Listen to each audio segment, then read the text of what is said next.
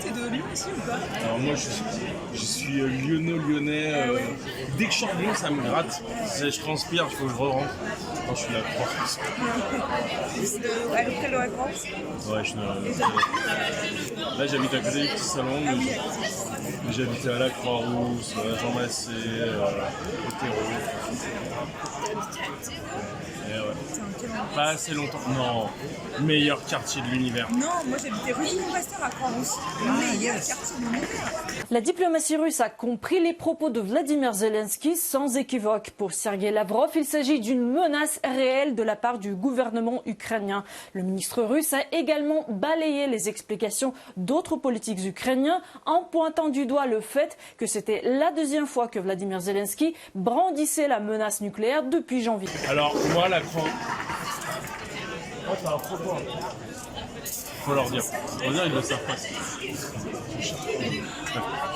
La Croix-Rousse, moi je suis Croix-Roussien de base. Ouais. J'aime mon quartier, mais pour y vivre.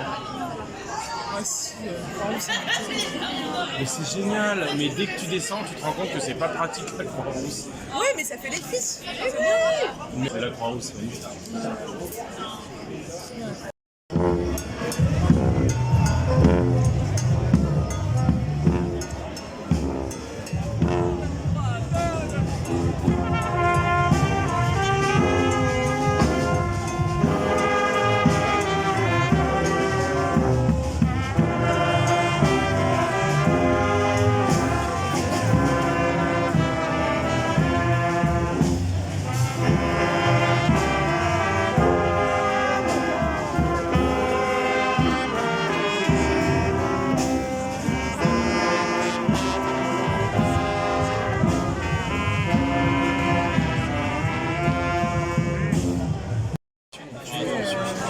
Dans tous les bars où tu vas, je me souviens en Kélis. Non mais c'est insupportable de sortir à Duquel.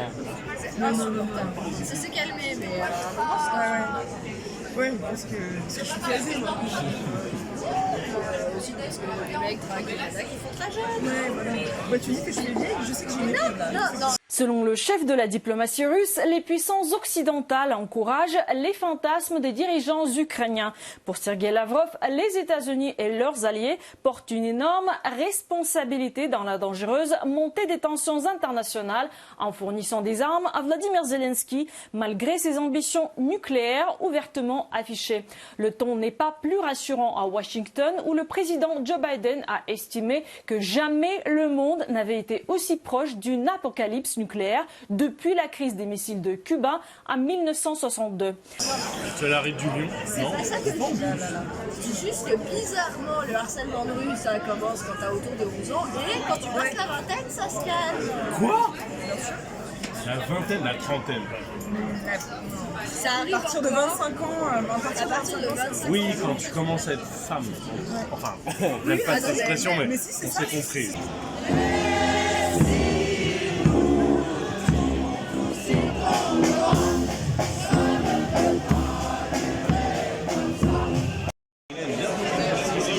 C'est gratuit, hein. Et c'est à partir de, mec, c'est à partir de 20h, 21h.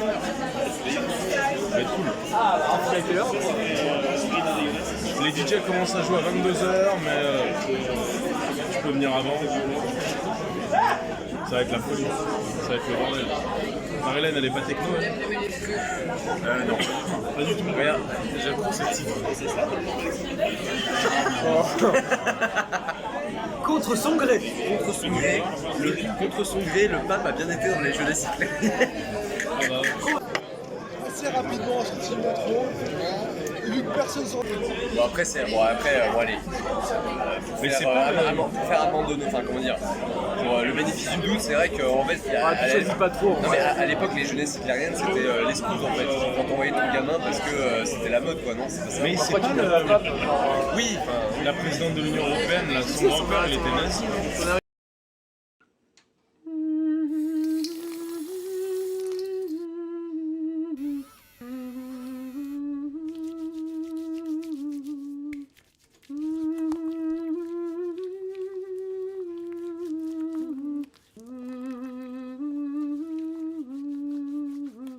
grand-père, bah ouais.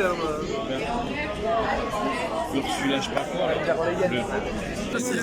Ah, tu connais. Les États occidentaux, OTAN et Union européenne en tête, Macron n'étant pas le dernier, ne cessent d'envoyer des armes, d'exciter Zelensky, qui demande d'ailleurs pas mieux, avec ses alliés d'Azov et autres nazis, que d'intensifier le conflit. Ben voilà, ces gens-là envoient sans cesse des armes lourdes désormais. Macron se flatte d'envoyer des armes lourdes. Nous sommes en train, à bas bruit en quelque sorte, de nous transformer en belligérants par ukrainiens et interposés. Bon, et puis peut-être plus que ça, sait-on jamais. Si les choses dérapent, le conflit sera continental. S'il devient continental, je vois mal comment il ne deviendrait pas mondial. Et s'il devient mondial, dès que l'un des deux belligérants, la Russie d'un côté, le bloc euro-atlantique en quelque sorte de l'autre, je vois mal comment l'un des deux ne finira pas par recourir aux armes nucléaires, tactiques puis stratégiques, et ça sera la Troisième Guerre mondiale, et peut-être la dernière guerre mondiale, mais non pas parce que nous serons entrés dans une ère de paix, mais parce que nous serons entrés dans un grand cimetière, celui de l'espèce humaine. Il faut donc tout faire pour arrêter cette folie. On finit nos verres et vamos. Ah bah la guerre de l'OTAN. Ah bah la guerre de l'UE. Ah bah la guerre des solidaires. Ah bah la guerre contre les travailleurs.